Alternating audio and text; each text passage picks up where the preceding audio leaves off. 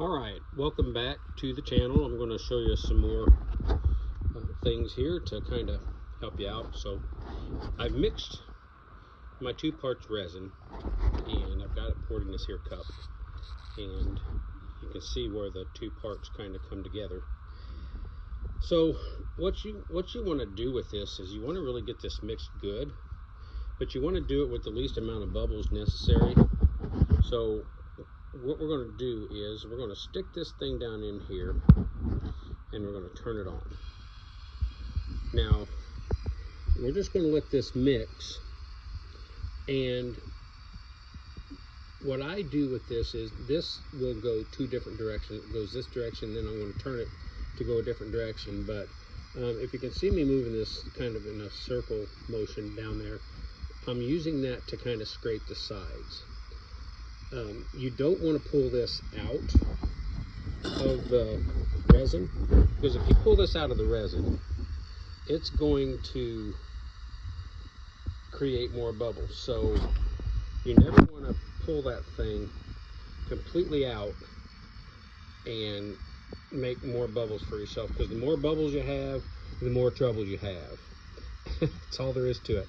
And this mixing way is a whole lot easier and a whole lot more consistent than using craft sticks or stir sticks to stir this around. Now it's pretty warm outside today. It's about 85 degrees and it's about that temperature inside my garage, and that's where I'm doing this. That's where I always do my resin work, is in my garage. And as you can see, this is mixing pretty good because it's pretty warm out here, so this resin's kind of warm. The most important thing is to make sure that it's mixed well. And you can see there's still some of that swirling around inside of there. Doesn't satisfy me that it's mixed good. So this way, this mixes this. So I reversed it to go the other way, so now I'm mixing the remaining. And what I'm using here is I'm using this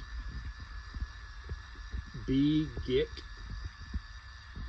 mixer, and if you look at the top of it, it's got different speeds where you can speed this up and slow it down. Okay, so I had it at the slowest speed. Now I've turned it up, but I did it all while it's sitting inside of that resin. So now this is really going to get this mixed up good.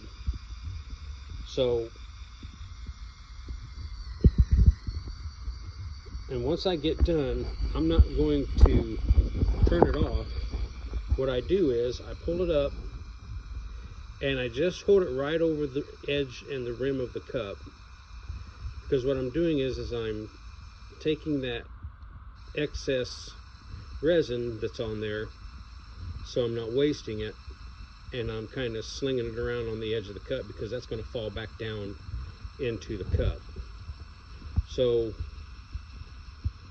now that I've got that mixed, I want to set this kind of, you got to be careful because it can, you don't want to tip this over because you spill this stuff. It's a mess.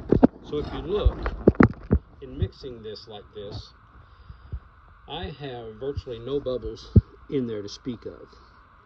And if you notice these bubbles and you look at what they're doing, if you watch, they're slowly rising, and I'm not moving my little metal tool there. They're rising to the top. So what I'm going to do is I'm going to leave this sit for about 5 minutes, and then I'm going to come back and I'm going to look at it, and I'm going to make sure that there's no bubbles in there. So that's basically mixing resin. That's basically all there is to it. You just want to make sure that it gets mixed good and it looks clear like that. If you've got yours at a consistency where it has no bubbles in it to speak of and it's clear like water, you're in good shape.